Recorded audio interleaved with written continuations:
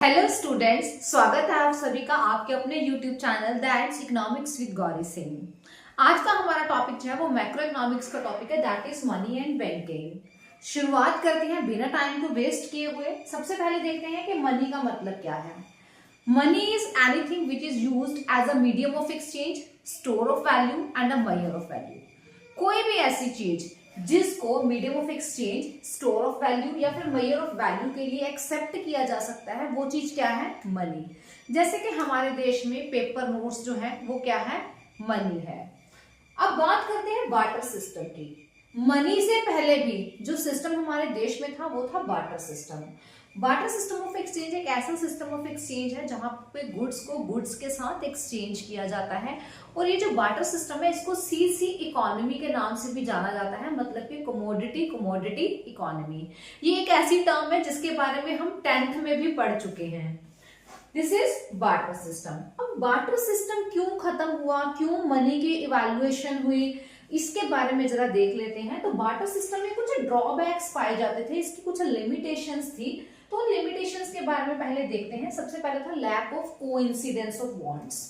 Coincidence मतलब कि barter system सिर्फ तभी अच्छे ढंग से काम कर सकता था जब बायर्स एंड सेलर्स रेडी हो एक दूसरे के साथ अपने गुड्स को एक्सचेंज करने के लिए। मतलब कि दो बंदे ऐसे, मान लीजिए एक है ए और दूसरा है बी। ए के पास जो भी प्रोडक्ट है बेचने के लिए बी को वो प्रोडक्ट चाहिए होना चाहिए, और बी जो बेचना चाहता है उसकी जरूरत ए को होनी चाहिए। तो ऐसे दो बंदे ढूंढने जिनकी सेम जरूरत हो, डबल कोइंसिडेंस ऑफ बॉन्ड्स हो, ऐसी जो दो पर्सन ढूंढने बहुत मुश्किल थे। तो इसे ड्रॉबैक की वजह से भी जो बार्टर सिस्टम था वो ढंग से काम नहीं कर सकता था। नेक्स्ट है lack of common measure of value. Barter system में जितनी भी कमोडिटीज थी सबकी जो वैल्यू थी वो बराबर नहीं थी। इक्वल वैल्यू ना होने के कारण या फिर कॉमन कोई मेजर ना होने के कारण वैल्यू का, जो बार्टर सिस्टम था उसमें चीजों की जो रेशो थी उसको सही ढंग से एक्सप्रेस नहीं किया जा सकता था। अब अगर मैं एग्जांपल लूं, मान लीजिए कि हमारे पास दो कमोडिटीज हैं, एक तरफ राइस है और दूसरी तरफ व्हीट है, जिनको एक्सचेंज करना है। अब मान लीजिए कि हमने व्हीट देना है और राइस लेना है। कितना व्हीट दिया जाए 1 kg राइस लेने के लिए? मतलब कि हमें इन दोनों चीजों का कोई कॉमन मेजर ही नहीं पता है, इनकी कोई वैल्यू ही नहीं है कॉमनली कि हम कौन सा यूनिट जो है वो वैल्यू को मेजर करने का यूज करें। तो कोई कॉमन मेजर जो था वैल्यू को मेजर करने का वो नहीं था, जिसकी वजह से जो बार्टर सिस्टम था वो सही तरीके से काम नहीं कर पा रहा था। नेक्स्ट है lack of deferred payments. Deferred का मतलब होता है फ्यूचर की पेमेंट्स। फ्यूचर की पेमेंट्स को कैसे सेटल किया जाए? कोई भी कॉन्ट्रैक्ट है, कोई फ्यूचर पेमेंट है, कोई क्रेडिट ट्रांजैक्शंस करनी है, ऐसी ट्रांजैक्शन जिनको फ्यूचर में किया जाता है, ऐसी ट्रांजैक्शंस बार्टर सिस्टम में पॉसिबल नहीं थी। इसके कुछ रीजंस थे कि मान लीजिए जैसे बार्टर सिस्टम एक ऐसा सिस्टम है जहां पे कमोडिटीज को कमोडिटीज के साथ एक्सचेंज किया जा रहा है। आज हमने जिस क्वालिटी की कमोडिटी ली है, सेम क्वालिटी की कमोडिटी फ्यूचर में हमने वापस करनी है। अगर हमें फ्यूचर में सेम क्वालिटी की कमोडिटी नहीं मिलेगी तो फिर हम वो कैसे रीपे कर पाएंगे? तो ये एक समस्या थी जिसकी वजह से बार्टर सिस्टम जो था उसमें डेफर्ड पेमेंट्स पॉसिबल नहीं थी। लास्ट था कि lack of store of value. Value को स्टोर करना बहुत मुश्किल था बार्टर सिस्टम में। इसके कुछ रीजंस थे। पहला रीजन तो ये था कि जो मोस्ट ऑफ द गुड्स होती हैं उनमें ड्यूरेबिलिटी नहीं पाई जाती। अगर मैं बात करूं, फ्रेश वेजिटेबल्स हो गई, फ्रेश मिल्क हो गया, फ्रेश फ्रूट्स हो गए, ये कुछ ऐसी चीजें हैं जिनमें ड्यूरेबिलिटी नहीं पाई जाती। तो अगर ड्यूरेबिलिटी नहीं है तो हम इनको सेव करके या स्टोर करके नहीं रख सकते।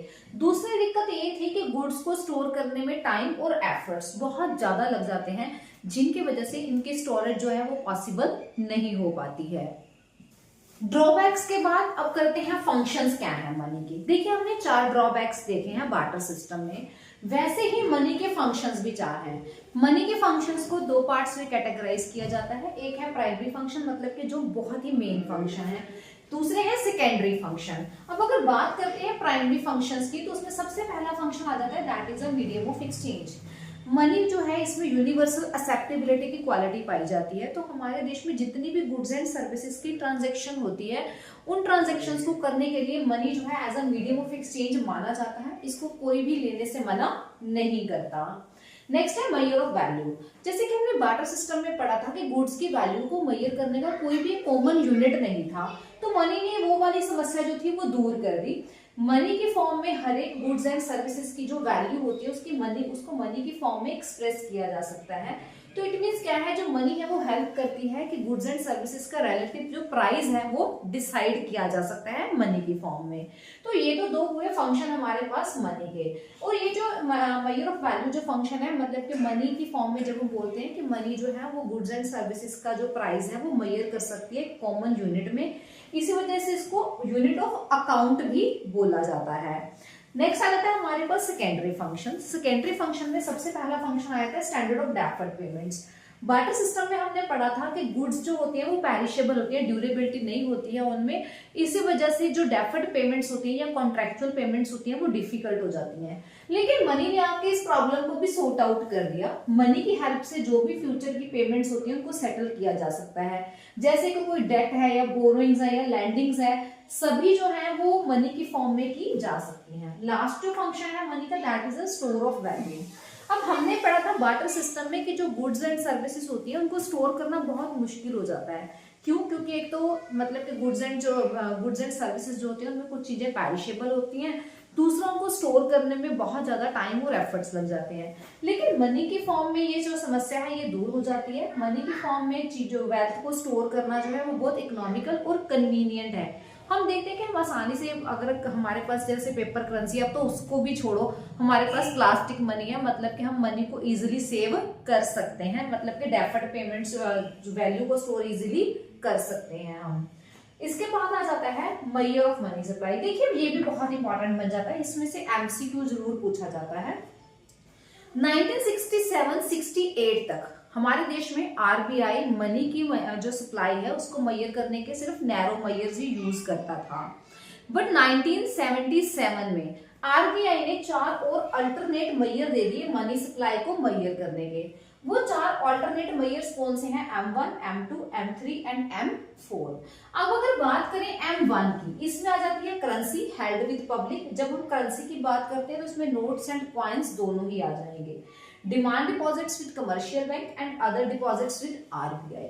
अब जब हम बात करते हैं अदर डिपॉजिट्स विद आरबीआई, तो आरबीआई के पास हमारी गवर्नमेंट के, फॉरेन इंस्टीट्यूशंस के, वर्ल्ड बैंक हो गया, आईएमएफ हो गया, मतलब कि जितनी भी ये संस्थाएं हैं इन सभी का जो पैसा आरबीआई के पास पड़ा है that is other deposits of RBI. लेकिन आरबीआई के पास जो अपने देश की सरकार या कमर्शियल बैंक्स का जो पैसा है वो अदर डिपॉजिट्स में नहीं लिया जाता। तो अदर डिपॉजिट्स में सिर्फ वही पैसा आ जाएगा जो देश की सरकार का है, फॉरेन गवर्नमेंट्स का है या फिर फॉरेन इंस्टीट्यूशंस का है, वो पैसा अदर डिपॉजिट्स में आ जाता है। Next is M2।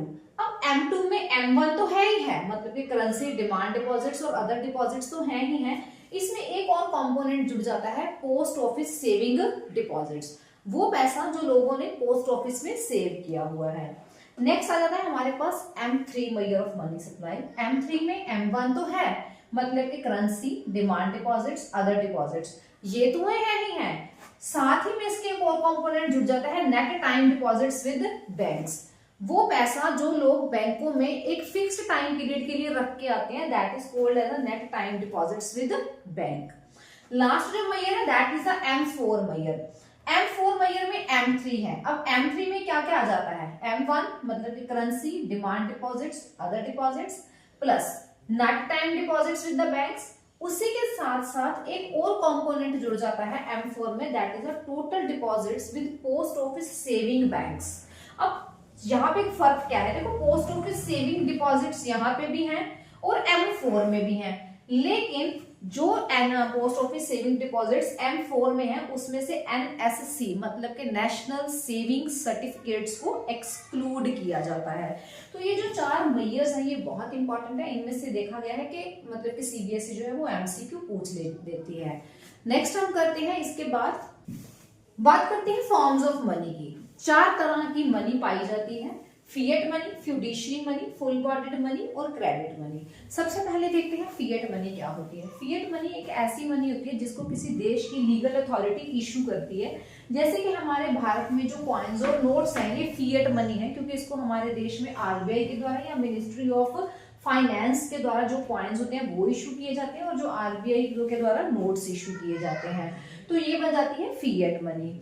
Fiduciary money वो मनी होती है जिसको as a medium of exchange accept किया जाता है because of the trust between the payer and the paid. मतलब कि जो पेमेंट दे रहा है और जो पेमेंट एक्सेप्ट कर रहा है उन दोनों में एक ट्रस्ट बना हुआ है, उस ट्रस्ट की वजह से इसको as a medium of exchange या एज अ पेमेंट एक्सेप्ट किया जा रहा है, जैसे कि चेक्स हो गए। नेक्स्ट है full bodied money. Full bodied money वो मनी होती है जिसकी कमोडिटी और मनी वैल्यू इक्वल होती है, जैसे कि सिक्के हो गए। ब्रिटिश टाइम पीरियड के दौरान जो सिल्वर के सिक्के चलाए जाते थे उनकी मनी वैल्यू और कमोडिटी वैल्यू जैसे देखा जाए तो वो बराबर होती थी।